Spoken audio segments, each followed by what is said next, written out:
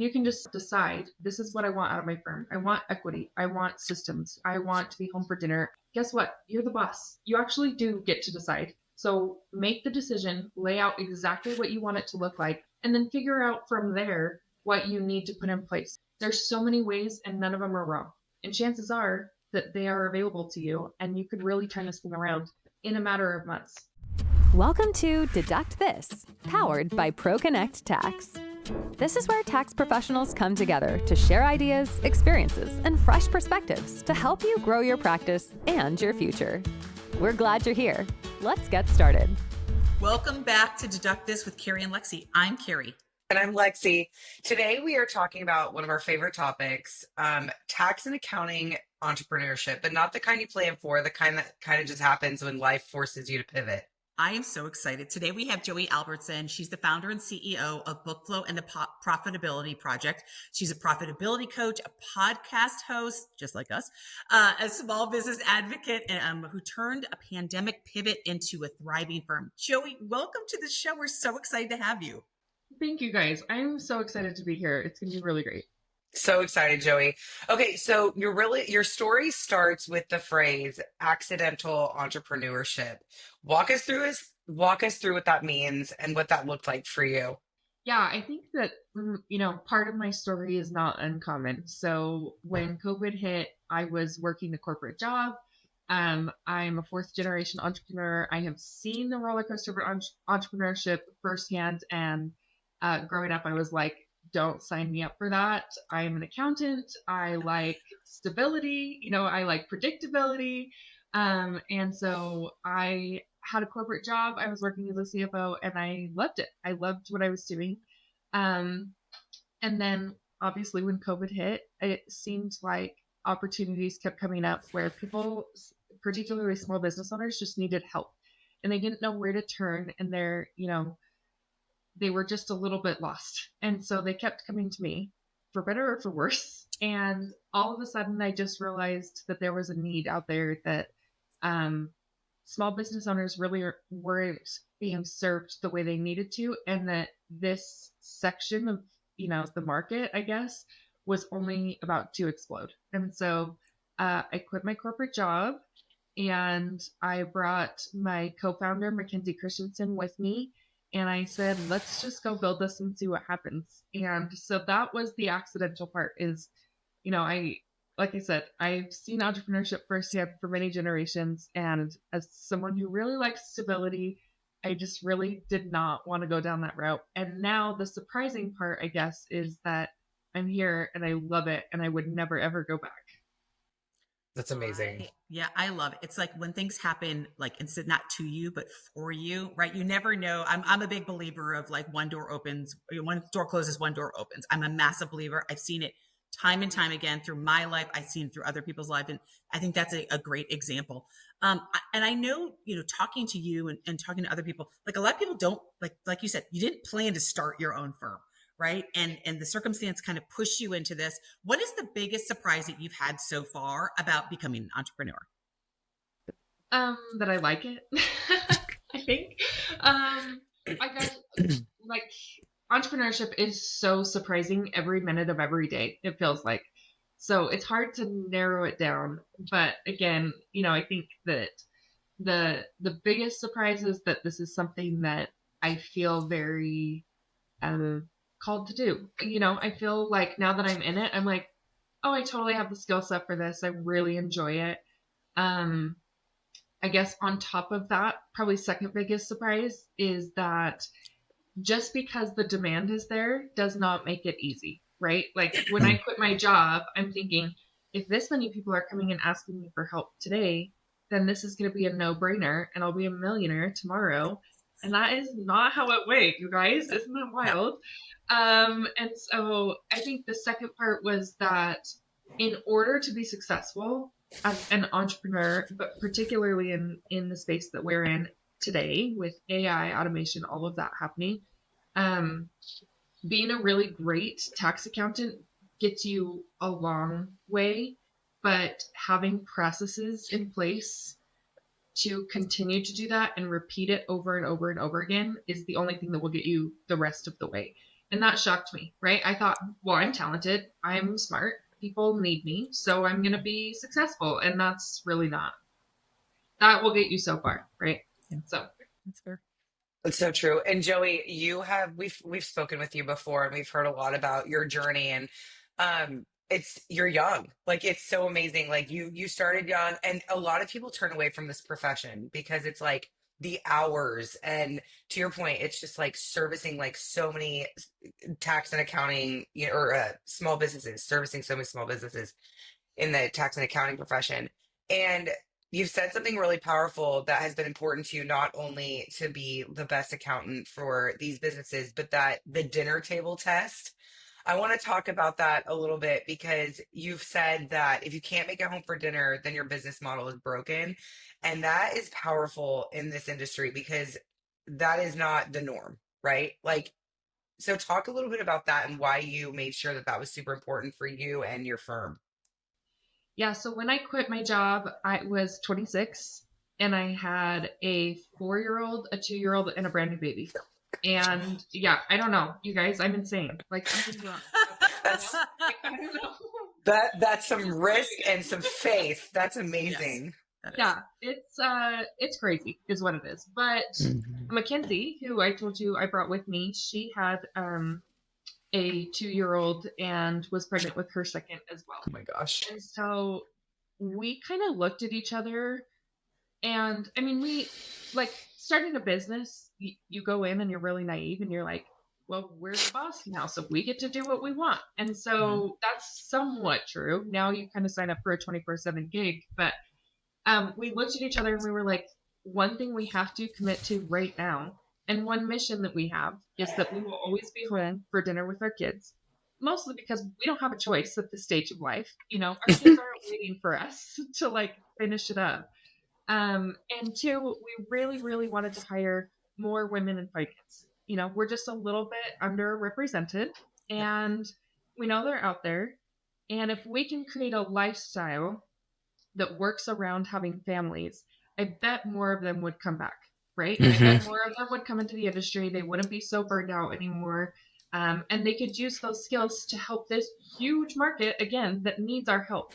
And so we thought the only way to get them back to the workforce or get the newbies that are thinking about what career they want to take to actually choose accounting is the dinner test. And so now we have a team of 7 women. Between us, we've got 14 and a half. We've got one on the way. 14 and a half kids. Oh my gosh. Oh, yes, wow. between us. It's crazy. Again, crazy. It's amazing. But there's just not a choice, right? Like we have to be home for dinner. And so in order to do that, I mean, I'll just spill the secrets right now. That's what you guys want. Absolutely. Right? So, 2 things. The first is that reoccurring accounting work is our bread and butter. Like everybody in this industry, we recognize that stable cash flow helps during tax season in a big way. So we actually didn't take on taxes until last year. So the first 4 years of our business, we didn't do any taxes just because we didn't see a way forward where we could also be home for dinner. And so what we did is we took everything that we do, and I call them our core processes, right? Everything that brings dollars into the business. We sat down and on a very, very granular level, like you're going to want to pull your hair out when you do this. We sat down and said, okay, step 1 is this. Step 2 is this. Step 2, if they say this, we go down this route. If they say this, then we go down this route, right? Like we had to map out our processes so detailed. And again, start with the biggest moneymaker and then work your way down. And then when we did that, all of a sudden it was like a light bulb went off and I went, we can do taxes. We can totally do taxes and still make it home for dinner and still have our kids running in and out, behind our chairs in every meeting. I'm surprised they're not in here right now. Like, it works. And when you kind of create those, and one thing I loved about the Intuit Connect conference that we were at and where I met you guys is it seemed like every other accountant was saying the same thing.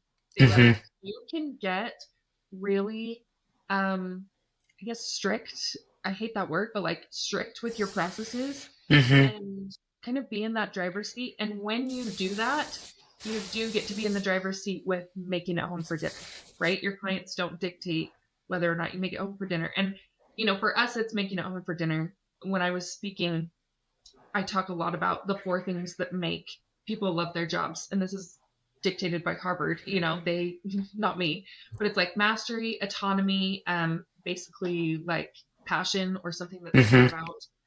about.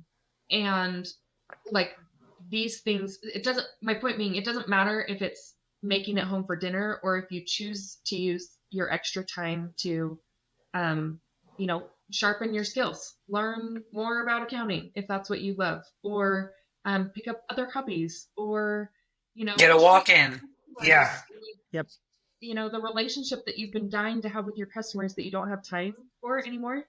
Now you have time again. Like use your time for whatever it is that you want. For us, it's making it home for dinner, but I do believe that with those processes, and obviously stabilizing your cash flow throughout the year, those 2 things will get you home for dinner and stop the truly epidemic of burnout among accountants. Oh yeah. And Joey, were you like, we saw you at Intuit Connect. That was so awesome. We met you there and we got to talk to you.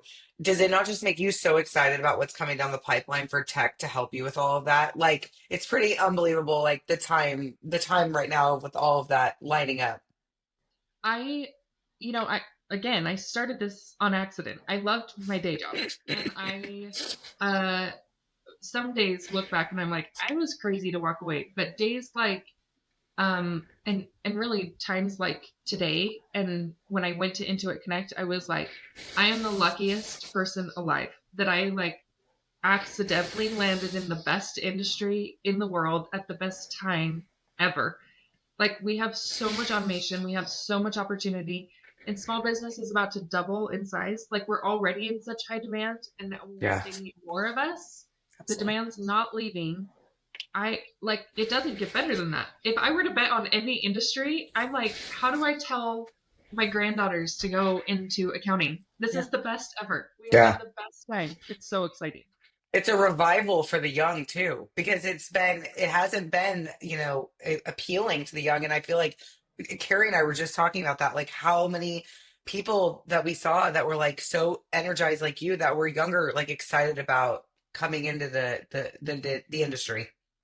Totally. And I have a employee, her name's Gracie, and she started because I actually knew her mom, and she was like, "Hey, can I just pick your brain for a minute?" And she called me one day and she said, "I'm in school and I think I'm about to switch my major to accounting, but I'm terrified. I know I'm really good at this. I know I could be really good at this, but I'm terrified to go into it because I've heard all the horror stories." And I was Hmm. like, "Oh, honey, let me tell you the way to go." I'm like, "Come work for me. This is how we do it. We're always home for dinner." And she switched her major. She works for me now. And It's I'm so like, if cool. I can find all the Gracies in the world and be like, there's a Totally better cool. way and you Yep. can still do this, accounting is going to be a great industry and it's going to continue to be a great industry.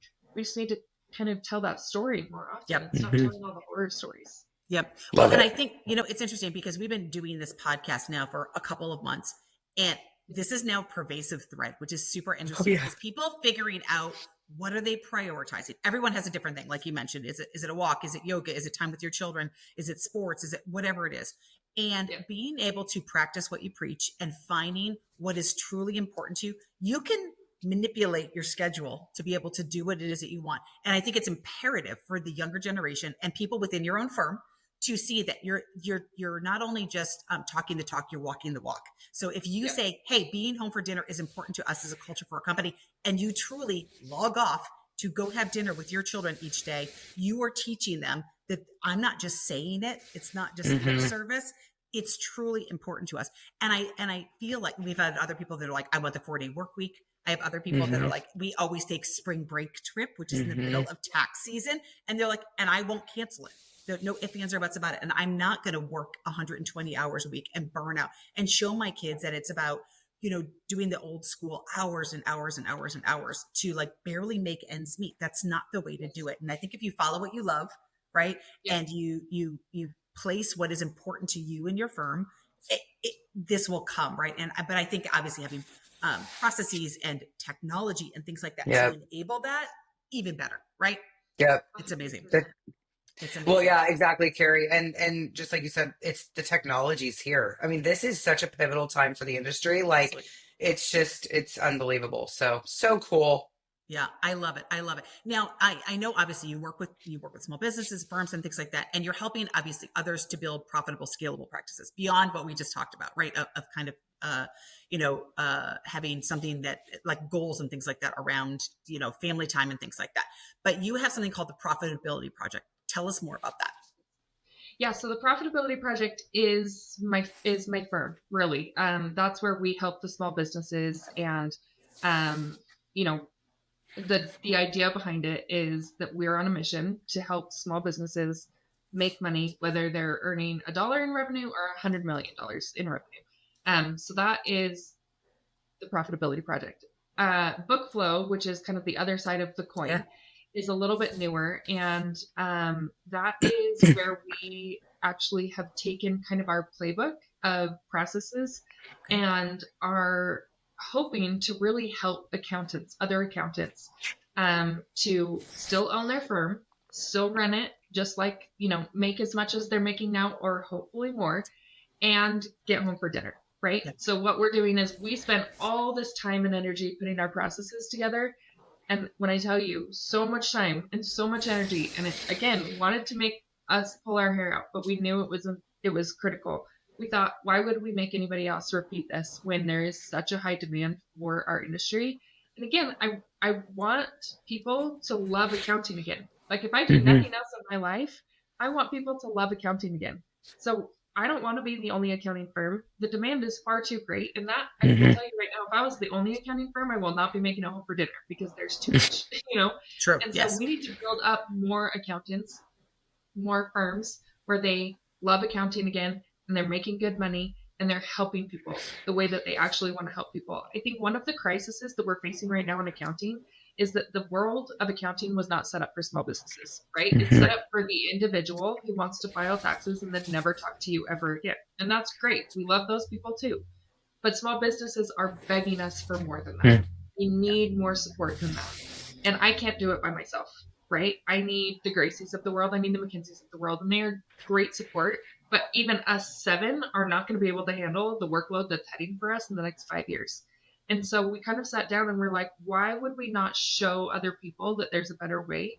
And so all we really did is took our processes, put it in a playbook, and are saying, so cool. Hey, whether you're looking to sell your accounting firm, we know how to help you with that, because man, the land grab for accounting firms right now is pretty insane. It's huge. Or you're wanting to change the way you're doing it because you're young and you love this industry, but you just can't not make it home for dinner or whatever it is. You need to stabilize cash flow. You want to add advisory. You want to have relationships with your clients. You want to go do Pilates or yoga, take care of your mental health for heaven's sakes. Any of those things, whatever it is, this is kind of like, here, let us get you part of the way there. And so it's really designed to just be something that helps accountants take that first step, and really start getting granular so that they can be home for dinner. I mean, that's really it. That's so cool. I love it. Is that live? Do you have, Is that live for you guys? Are you guys like selling that, or what does that look like for firms? So casually, can I be honest with you? I think I've sold one, because I'm like, there's so much going on in our own firm as well. Yeah.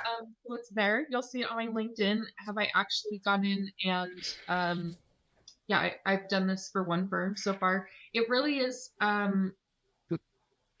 like a lot of handholding. Like we want to do it with you. We want to show you the process. We want to, walk you through it. We want to help, with all of the operations. So there's really kind of 4 pieces of it, but it's like a whole tech stack override.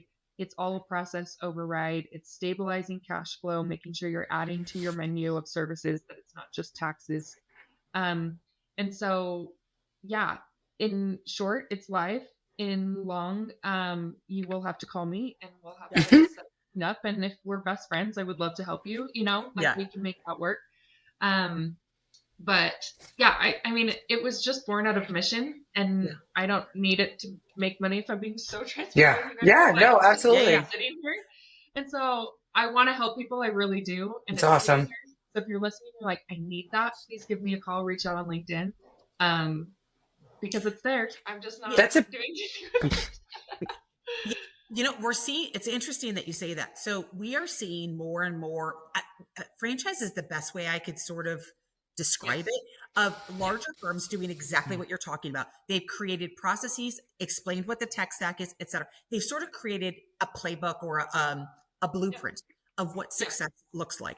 And I'm seeing this happen more and more. And we've talked to a number of them actually. Mhm. And it's because people are craving it, because we hear from people all the time, I just don't know what to do. I don't know what the steps are, which is also a reason for, like, part of the impetus of having this podcast, of talking to people like you, letting people know other people are thinking this as well. Other people struggled with this. There's all these different facets where, everyone's in the same place. They just don't always say it.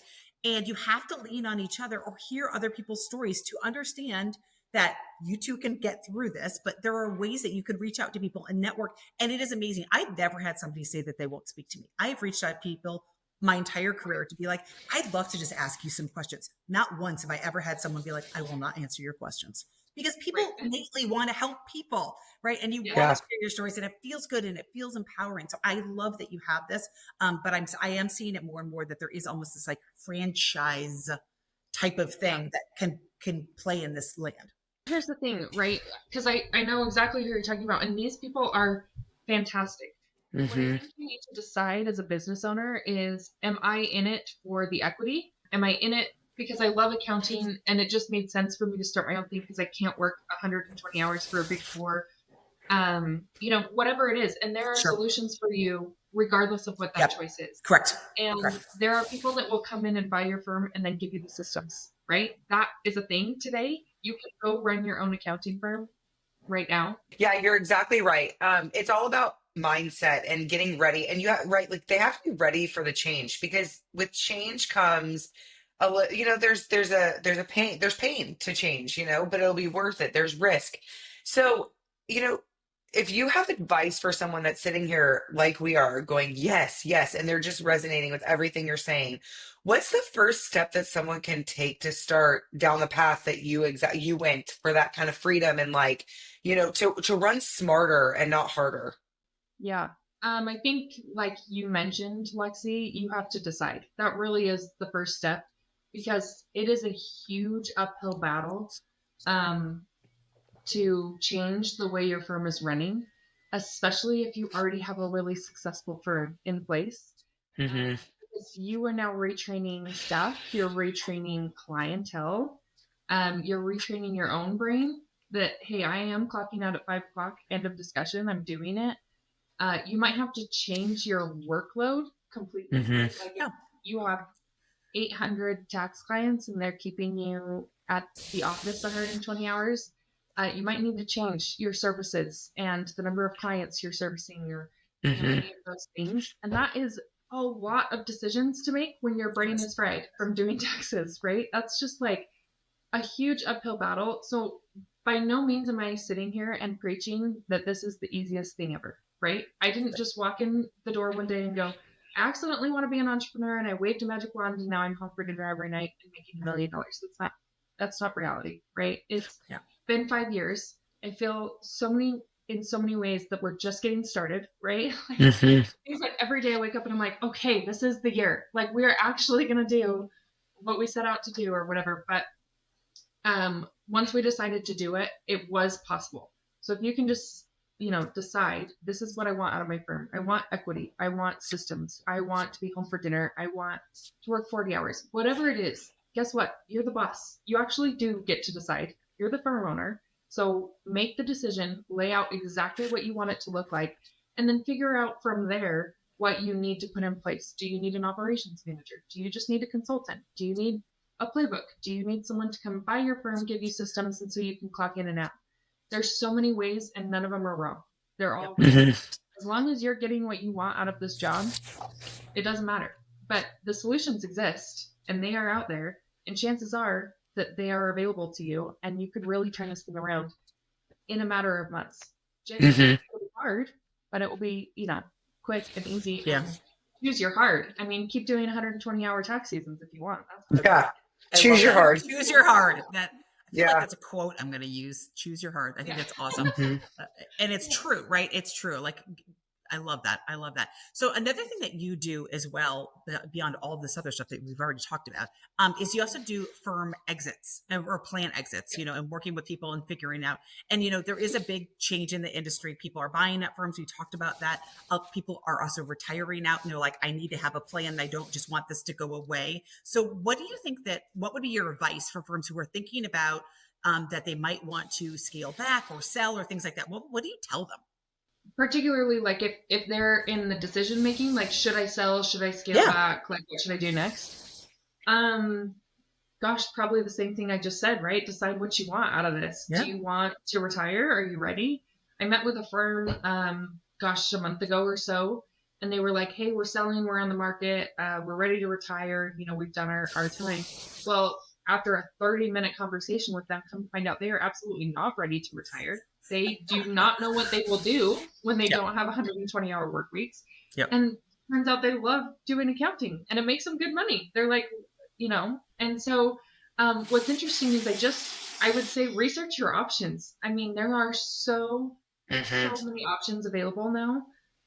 You can do whatever you want and probably make the same, the dollar amount that you're hoping to make by doing it. Yeah. That said, if you decide, hey, I'm ready to sell and I'm done, like any business owner, it's so funny. We're so good at telling business owners how to do this. And then for ourselves, we're so bad at it. We don't do it. Like, yes. Yeah. Have you looked at your books lately? Have you done a valuation on your business? I am laughing because this is me. Like, my own bookkeeping, forget it. My taxes are done on October 15th. We always wait for the last second for our own. But if you're thinking about selling, do what any business owner should do and do a quick valuation of your business. What are you actually worth? What's the advantage of somebody buying this, from you? And what do you need to get out of it for it to be like a no-brainer? Hey, yes, this is the right choice for me. Or do you need to spend 12 months? Because really 12 months will do a lot of good in this industry. Just cleaning things up just a little bit to make it worth $1 million more. I mean, it's 12 months worth $1 million. Like, those are kind of the decisions that I would suggest for any business owner, let alone an accounting firm too. Especially when you're doing, 120 hours in taxes. That's actually not as valuable as you think it is, because most people aren't signing up for that anymore. Yep. People aren't like, I want to do more taxes. That sounds awesome. Yeah. Like, why would I pay you $1 million when I can go get my own tax clients? The need is out there. I need to see something that, is really going to call to me and go, yeah, this is good for my business. Yeah. That makes sense. And so, tight operations, really great staff, really great clientele. That's going to be a win if you're trying to sell, for sure. Yeah. It's so awesome. Joey, thank you so much for sharing such a raw and inspiring story. I mean, talk about courage, talk about just, kind of like taking a leap of faith, and just explain that everything doesn't have to be planned out. So we really appreciate you today. And just thank you for being with us and sharing your story. Yeah. Thank you so much for having me. This was a blast. This was great. Yeah, this was amazing. I think it's good. I think it will be interesting. I think so many people are going to understand the relatability and understanding of someone to just say, it's okay to go do it. Have a process, have a plan. I love that. Just take a moment to think about what it is that you want, put it on paper and figure out like, what is the path to get there? That sounds so silly and so simple, but it's unbelievable how many people cannot figure out just that little piece right there. And so I love that you kind of shared these stories and talked about figuring out what is important to you, to your firm. I love bringing more women in the industry. I think that's always amazing when women rally around other women. And so again, thank you for joining us today. Thank you. Yes, it really was so great. And I'll just leave with one last thing. And that is, when you put on paper what you want out of life, out of this job, out of this business, whatever it is, someone gave me permission to be ruthless about it. And they said, every decision you make be extremely ruthless about whether it's getting you closer to that piece of paper and what's on your wall, or whether it's getting you further away. And if it's a paycheck today, but it's not getting you further to that piece of paper, say no. And accountants were people pleasers. We really love doing a good job for our clients. Saying no to people is like equivalent to crawling in a hole and dying. Like, I just didn't even know how to do it.